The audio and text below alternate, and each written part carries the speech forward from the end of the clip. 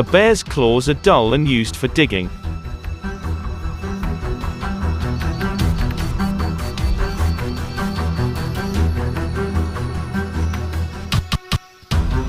They are essentially useless for tearing into prey.